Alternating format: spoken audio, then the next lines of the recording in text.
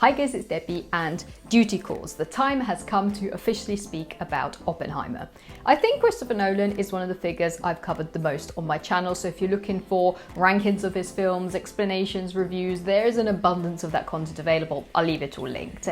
And this summer, his new film, Oppenheimer, is finally releasing, and I would like to share with you some of my first reactions, thoughts and expectations. So grab a coffee, tea or snack, because there is a lot to talk about. Especially because this year Nolan's gone wild. He's doing TikToks. Hello, I'm Christopher Nolan. His film is R-rated for nudity and sexuality.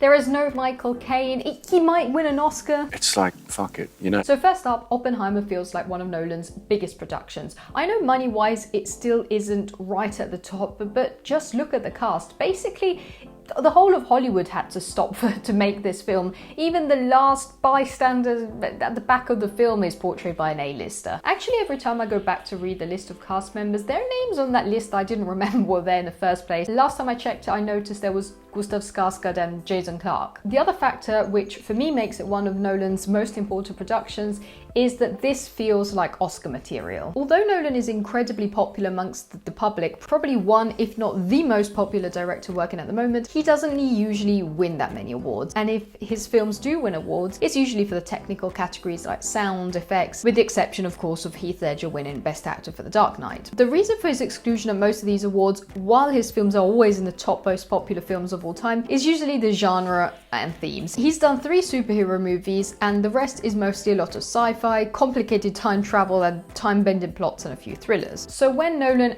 actually ends up under the radar of the Oscar voters, it's usually for a rotation of the usual 3, Memento, Dunkirk and Inception, which, with more drama-loaded plots, capture the voters' attention. Also, these were the films with which Nolan was his true self. It was his story that he wanted to tell. I mean, I absolutely love Interstellar. It's probably one of my favourite films of all time, if not my absolute favourite. But I mean, it's undeniable that it was 3 hours of Nolan fanboying over Kubrick. First handshake. And Oppenheimer is exactly that dramatic story that the Academy loves. It's the story of the man behind the development of the first nuclear weapons. I expect a lot of science, a lot of emotionally conflicted drama, a lot of great visuals, and as it's a true story, my bet is that it's going to go Dunkirk style and stick to the facts. It's probably not going to go on a time-bending tangent, and the Academy is going to love it. Chris Nolan, being the unlucky guy he is, decided to release it the same year in which Martin Scorsese is releasing Killers of the Flower Moon, so who knows what will happen with that. By the way, I saw Nolan getting a little more social for Oppenheimer, which is really out of character for him. Maybe he's trying to get a little more social sympathy going on. We then made our way up to the projection booth, where Mr. Nolan explained the importance of IMAX exhibition. The interesting fact of the last days is that Oppenheimer is Nolan's first R-rated movie in 20 years since Insomnia, which was about a killer. So it'll be interesting to see why that choice was taken here. My initial thought was that it would be for the topics, even given the current world situation, but apparently it's for nudity, sexuality, profanity, which is really odd for a Nolan movie, in which I guess the majority of nudity that we saw were Bane's pecs. I mean, even when Bruce Wayne gets down to it, it's all just implied by them cuddling in front of the fireplace. Nolan's getting all wild and naughty here. Okay, so let's dive deeper into the film. Earlier I mentioned the incredible cast. Nolan is a very consistent man. He tends to stick with some regulars across his films, both for the technical roles and for the actual cast. But before we see who's in the film, let's see who isn't in it. Specifically, where is Michael Caine, the man who Nolan himself said was his lucky charm for the film? Unless he's going to stick him in somewhere as a cameo. Anyway, first up, the man of the film is Killian Murphy, who will portray the protagonist, Robert Oppenheimer himself. This is the 6th film Nolan and Murphy do together, although the first as lead, and I couldn't be more excited. Killian Murphy really is a fabulous actor, and I've always found he is great at portraying nuanced, multifaceted roles, which could be a great plus for Oppenheimer, who is burdened with the knowledge of creating something pivotal for future conflicts and potentially absolutely destructive. Oppenheimer's famous speech on the real-life implementations of nuclear weapons was really dark and depressing, and I can't even begin to imagine what he was experiencing and feeling in those years. Now I am become death, the destroyer of worlds. Now, in case you haven't seen Tenet, I'm going to avoid spoilers, but I have a feeling that Nolan has been trying to convey this idea of impending doom, end of the world, of the way humans can ruin and tamper everything for quite a while. It's not the first time his characters have toggled with that idea. And now he said that Oppenheimer is by far the most ambiguous and paradoxical character he's written. And taking into consideration Murphy's previous roles in Nolan movies, think of his struggling character in Inception and his mysterious role in Dunkirk, his ambiguous figure in the Dark Knight trilogy, he really feels fitting. Not sponsored, but I wanted to share with you a passage from this book my boyfriend gave me years ago, Imagining the Impossible, which is a collection of academic works covering Nolan's films. And there's this section which perfectly describes what is happening now with Oppenheimer. The undesirability of truth, the fragility of control may appear as Nolan's most dominant theme. And then later, visceral representations of fractured male heroes, dual identity and male identity complexes. And can I just say, on a lighter side note, that I absolutely love how Killian Murphy just is an actor. He has no desire, no interest in all the celebrity scene culture. He just shows up and acts fabulously.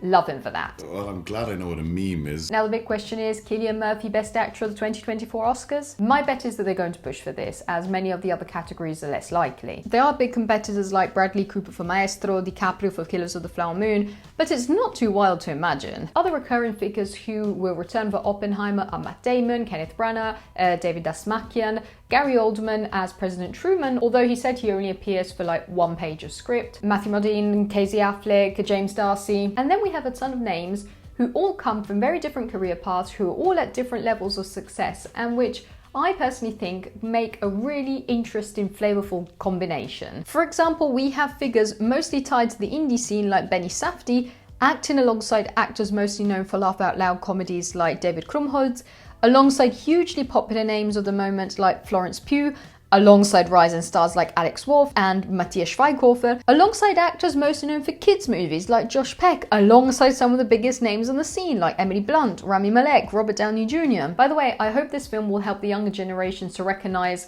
Robert Downey Jr. as not just the Marvel actor, because he really is great in his more dramatic roles. Now, just looking at this ensemble of names, you can see what I mean for one of Nolan's biggest productions. It's not just about the millions like Tenet, in which I'm sure a lot was used to actually physically build some of the sets and the effects. And speaking of effects, Nolan likes to go very old school on them. He has this theory, which I agree with, that practical effects age less. For example, some of the practical effects from Inception, released 13 years ago, still hold up today, as do many films like 2001: A Space Odyssey from over 50 years ago. Whereas a lot of what we consider mind-blowing CGI today will look outdated in a few years. Unfortunately, where I live in Italy, we don't exactly have an abundance of IMAX theatres, so I've never seen a film in IMAX. But basically, without all the nitty-gritty, it's a pretty expensive format, often used by Nolan, both for filming and for screening, which, because of its very high quality, picks up even the smallest details. So if you were, for example, to have a crowd of people in a period piece and one person right at the back is wearing a costume made of a material that wouldn't have been present at the time, that will stand out as a sore thumb. So knowing Nolan's love for creating giant sets and fixing every detail, when the first rumours of him making a film about nuclear weapons came out, everybody started making jokes about him actually recreating an explosion. He actually did. And the company who worked on Oppenheimer's effects, DNEG, is currently at its 7th Oscar and has worked on the effects of Inception, Interstellar, Dune, Ex Machina, Tenet, Blade Runner, Dunkirk, the Harry Potter films, as well as dozens more. So I feel like we're in good hands. I mean, if you pay for the best of the best, you're highly likely going to get, at the very least, a decent work. But still, you need the idea behind it. And also, Nolan has a very clear and specific vision and mood he tends to apply to his films.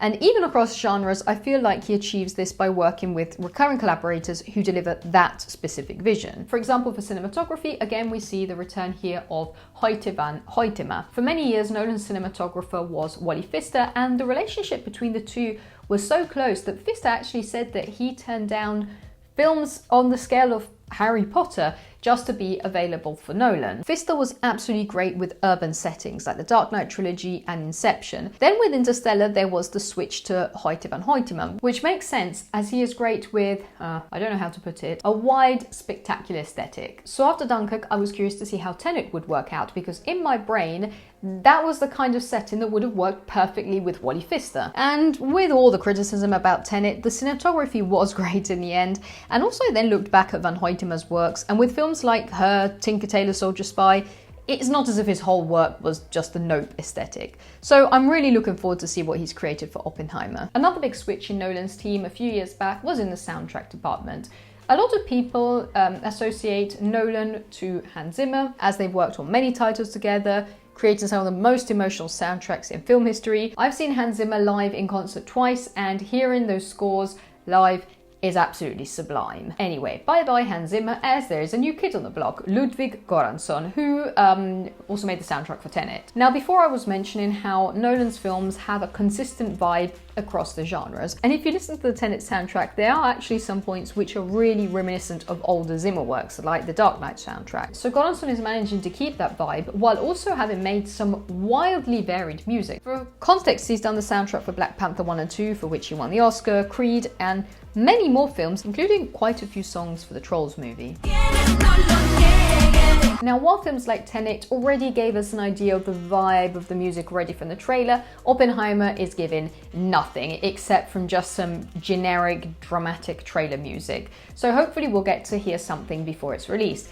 If I'm not remembering incorrectly, I'm pretty sure Travis Scott's song The Plan for Tenet was released before the film's release, and I'm even sure that we heard something from Dunkirk ahead of the film's release. Another new name since Tenet is editor Jennifer Lame, who replaces Lee Smith, and just as composer Ludwig Göransson, Jennifer Lame's filmography is also wildly varied. She's edited Hereditary and Midsommar, but also Manchester by the Sea, but also Wakanda Forever, but also Marriage Story. Love it. I need to see more of her from Oppenheimer. Now, that was a general overview of the main names working on the film. There are obviously many more. There are obviously a lot of other changes that happened over the years.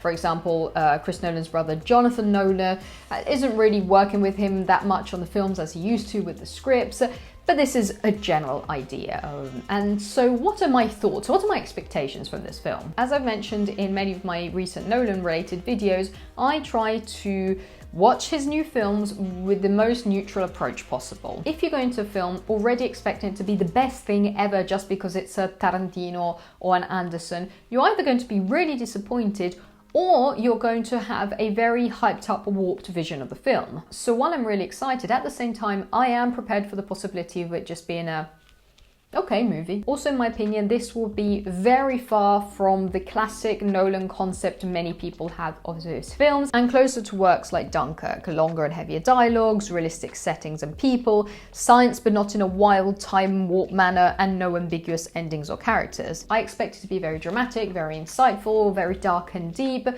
And as I was mentioning earlier, I have this feeling that Nolan has been trying to convey this idea for a while. He's been trying to say something about humanity's destructive power and a potential end of the world for quite a while. And on another note, as you know, Christopher Nolan is one of my favorite directors, but I have a very conflicted opinion on his work. What I mean with this split opinion is that Nolan is a very likable director. Even with his most experimental plots, he's still able to create stories that please the masses. He defies a lot of cinematic conventions. He is an auteur while still staying on the blockbuster scene. So usually when people start getting into cinema, myself included, they tend to instinctively gravitate towards Nolan.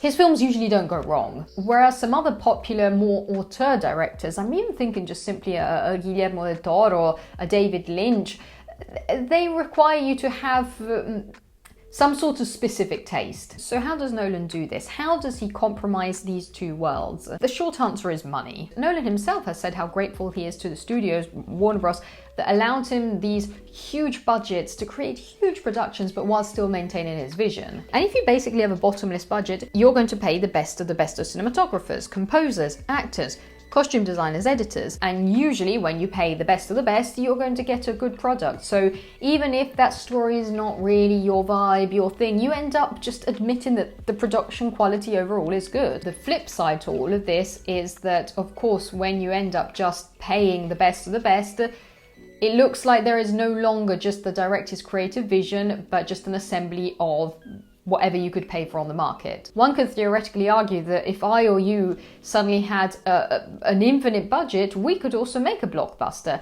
And that's how you end up with films like Suicide Squad, with humongous budgets and then really low ratings. What? I'll never forget the comment one of you guys said about how you would love to see Nolan without all that money available. Of course, the truth lies somewhere in the middle. After all, Nolan's films are far from Suicide Squad, and I would never be able to make a film anywhere close to his, even with an infinite budget. The role of the director in the end is to have a vision and coordinate all different people to create it. 10, 20, 40 technicians won't go anywhere without one person coordinating them all. And also the film that launched into success over 20 years ago, Memento, was made on a budget of not even $10 million. To put things into perspective, his most recent, Tenet, had a budget of $200 million. I don't know if the studio switch from Warner Bros. To Universal will actually generate any change that we will actually be able to witness, except for the fact that Universal will probably try to hold on to him as much as possible. Nolan's split from Warner Bros. Apparently happened because in the US they have this thing where films are released in cinemas and at home on demand on the same day, and Nolan has always been a bit touchy about watching things on the little screen. He even went once on about Netflix and then sort of forgot about it because his films are on there. I mean, I understand the new releases, but how else am I supposed to watch his older films? But anyway, these are some of my thoughts on Oppenheimer. I probably have a lot of other ones that I think about as soon as I switch off the camera, but I will be, of course, making my review as soon as the film is out. And in the meanwhile, I'd like to hear what you think about Oppenheimer, what you think about Christopher Nolan, about my thoughts. Let me know everything with a comment down below. I will also leave linked my other videos on Nolan. There are quite a few rankings and explanations and so on. And if you like this video, remember to subscribe, and I'll see you in the next one. Bye.